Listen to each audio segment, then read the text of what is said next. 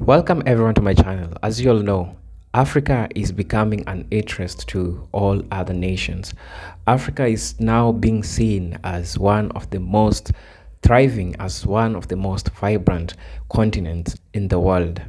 That being said, African population becomes one of the most questioned things. What is the fate of development of Africa? What's the fate of African population? Well, I have some perspectives, but just before that, we are going to watch this video together and say something in the middle of the video. I hope that you understand that Africa is just great, even more than you think. So, with that much being said, let's just delve into this video and watch it and learn something from it. Global birth rates are changing significantly. To maintain a stable population, experts say each woman needs to have about 2.2 children on average. But in many places in Europe and North America, women are having fewer children than this. While this decrease in births can be a sign of progress, like greater gender equality and economic development, it also creates challenges. For instance, as more people get older, there's a higher demand for healthcare and pensions. This means a need for more young workers to support these systems. In contrast, Africa has the highest birth rate among all continents, with an average of 4.1 children per woman. Africa's population has been growing fast. In 2017, it was over 1.25 billion people, and it's increasing by 2.5% each year. Experts predict that by 2050, just the so-called sub-Saharan part of Africa will have about 2.2 billion. One thing that I would love to say is that African families love children as compared to the European nation, And in a society where we're having rainbow family coming, I don't know whether this is a woman or this is a man. You have to ask whether he is sir or madam. You might be seeing a man, but you don't know if she wants to be addressed as a woman. So these things affects family structure, and these things also affects population in Africa. Where in Africa, people love family, people value family, people want to have children, and that's what our African ancestors left us with. We value children, and hence we are seeing this increasing population in Africa. On the other hand, in European countries, they also seem to value children, but it is not as much. And if you understand the dynamics in marriage in European countries, it is different as compared to Africa. And this explains why some European countries want Africans to go there for free, wants Africa to go and occupy those places, because they know that Africa is so vibrant. And with increasing population in Africa, we are yet to unite. We are yet to discover a lot of things. Just remember that Africa faced a lot of problems from slavery, racism, colonialism. These things depopulated Africa in some way. And today, we are seeing the African population thriving. We are seeing the African population increasing. And this means a great information for people, 3 times more than the whole of Europe. Europe, on the other hand, has seen a significant drop in birth rates. Almost every European country now has fewer births than before. France, with the highest birth rate in Europe, has an average of 1.92 children per woman. Sweden and Ireland follow closely. To address this, many European governments are trying to encourage families to have more children. At a G20 summit in Germany, a journalist asked French President Emmanuel Macron when the G20, especially France, would initiate a development plan to assist Africa. Macron's response, which as expected came across as rather blunt, pointed to Africa's high birth rates as a challenge to its development.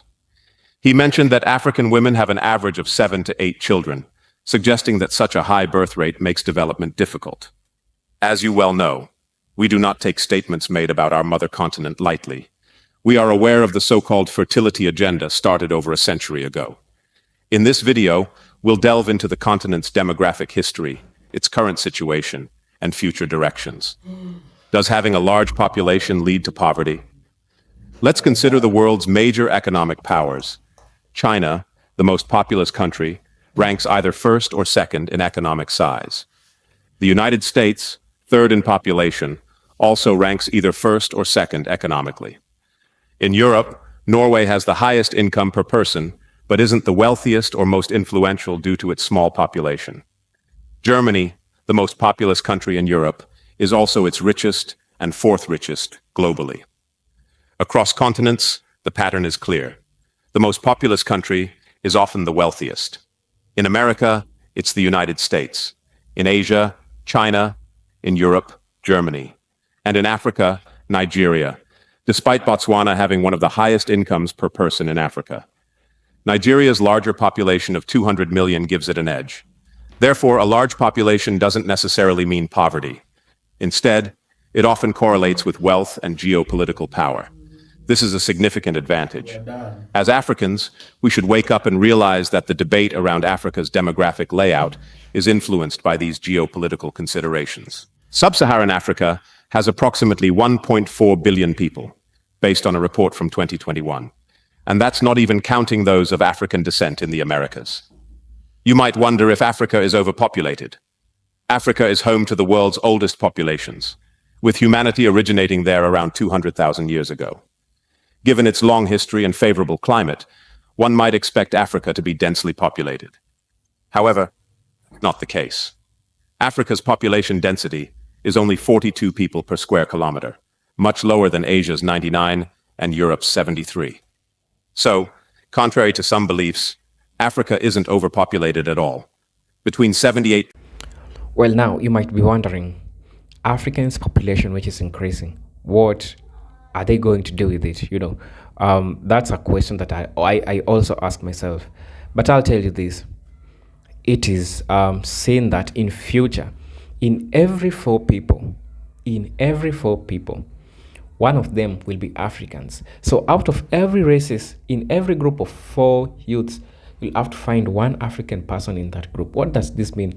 This means that African youth is becoming so vibrant. African youth are taking up spaces for the development of Africa. So the question of African population growing so much as compared to other continents, other nations, it's a question that we should rule out. I wanted to look countries like China. I wanted to look countries like India. I want to look countries like Russia.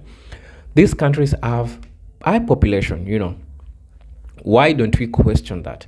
Why is it that when we are having African population is when people are starting to say that African population is growing? And of course, I know we have a lot of variables that affect African population. One is unemployment rates, two is poverty. We're still having, street families, street children. These things are still happening, yes, so as any other country. The question that we Africans should worry, is how are we going to make this population, which is growing, so viable in the economic sector? How are we going to put this increasing population to value? Percent to 84%. That's how much the population of sub-Saharan Africa decreased due to the Arab slave trade, the European slave trade, and European colonization. Remarkably, at the end of the 15th century, Africa had the world's largest population. French geographer and demographer Louise Marie Diop Mais, known for her comprehensive work on African demographic trends, in her book Black Africa, Soil, Demography and History, estimated that before the disruption caused by European slave traders, the population was between 600 and 800 million people. However, 350 years of raids, forced deportations, and the destruction of ancient African societies and their once thriving empires drastically reduced this number. By the end of the 19th century, Africa's population had fallen to about 200 million. This significant decrease highlights the profound impact of these historical events. Following European colonization and its devastating impact, Africa's population was reduced to 127 million by 1930. The survival of the African people after these 450 years of catastrophic events is attributed to their originally large population. The fact that there were so many people in Africa initially is what allowed the population to endure and eventually recover. Remarkably, Africa's population began to increase significantly after the end of colonization. From 1960 to 2017, Africa's population increased five-fold. This remarkable growth occurred as soon as the external conflicts and assaults lessened. Surprisingly, this happened without any major birth boosting policies from governments. Despite challenges like malaria, AIDS, wars, and famines, Africa's population kept growing steadily. The average number of children per woman in Africa decreased. Okay, let's say something. Underpopulation. Underpopulation is a problem. I'll rather choose overpopulation than rather population. Rather population, underpopulation means that, in countries like Canada, I mean, they don't have a lot of, it is not much populated. And I understand Canada is developing, United Kingdom, these are developed, these are developed places. So that being said, I don't support underpopulation. Underpopulation means that one, you're going to run out of technocrats. Two, planning. Okay, planning might be easy for the government, but it might not know how to utilize its resources because there are no technocrats to work on these things. Whereas large population means that we have a large number of technocrats which will disperse to other parts of continents. Take an example of Nigeria. Nigeria has a vast population, around 200 million or something population. This means that they have a lot of technocrats. That's why if you go to the United States today, you will see a number of Nigerians in the hospitals, in the companies, they are in different sectors because they are able to produce different people who will work in different sectors of the continent. And that shows you how population is a good thing. The only problem is that we still face as Africans is unemployment rate, unemployment issues. And I believe that the next coming generation of the government, the young youths that we are having, we are going to consider ways of helping these, ways of coming to make sure that we have space in the jobs and with the increasing population. Increased from 6.6 in 1960 to 4.9, but the population growth rate is still rising. This is largely due to lower mortality rates across all age groups, aided by advancements in medicine. Looking forward, Africa's population is projected to quadruple by the end of this century. By 2100, sub-Saharan Africa will be home to 4 billion people, meaning more than 1 in 3 people worldwide will be African. This significant demographic shift signals Africa's growing importance on the global stage, which poses a challenge for the Western elite. The future of Africa rests significantly on empowering African women, respecting their role in sustaining the continent's population. They should have equal rights and a say in political decisions, as is deeply rooted in African tradition. It's crucial for African women to determine what they need to maintain a healthy birth rate, like financial incentives, maternity leave, career protection, and access to amenities like fitness centers and daycare. Moreover, the health sector in Africa needs to continue advancing, especially in combating diseases like malaria and AIDS. Reducing the impact of these diseases is essential for improving overall well-being. Looking towards a future with a potential population of 4 billion, it's important to focus not just on numbers, but on the quality of life. The goal is for future Africans to be culturally and economically empowered, proud of their heritage, and not burdened by feelings of inferiority. This means moving away from dependency on external cultural influences and fostering a sense of identity and prosperity. The future should see a population that is linguistically diverse, embracing African languages like Swahili, Lingala, Hausa, Bambara, and others. It's about celebrating African culture, the joy, music, dances, rites. So remember, as I said earlier, Africa's population growing is for the good of Africa. It is not for the bad of Africa. A person who is saying that African's population is for the bad of Africa is looking things in a myopic perspective, and I'll tell you why. Now, see, African's population, if you understand the struggles that we black people, we African people have been to at some point in human history, we are the most dehumanized race. Leave alone any other race, we are the most dehumanized race. We are the most race which have been even categorized to be substandard. And now, what does increasing population means to Africans and people with African descent? One, it means that we are going to have a large number of technocrats. And within Africa ourselves, we won't need any other expert from any other country. We will stand by ourselves. We will do things by ourselves. We will invent things by ourselves. Do you know Africans are inventing big things that even the world is wondering where is African getting this brain to do these things? Our music, our medicine sector, everything. If we have our Africans and the population keep on increasing amongst ourselves, we will have everything around us. Remember, we have minerals, and it is the same minerals that they take. And I'll tell you a number of reasons as to why some of the Western countries are afraid for African population. They know that when African's population grows, when African populations increases, it will mean that we will still have people who will be fighting for the minerals which are in the African soil. Just recently, Kenya, our country, discovered a new mineral which is so valuable than many minerals which have ever found in human history.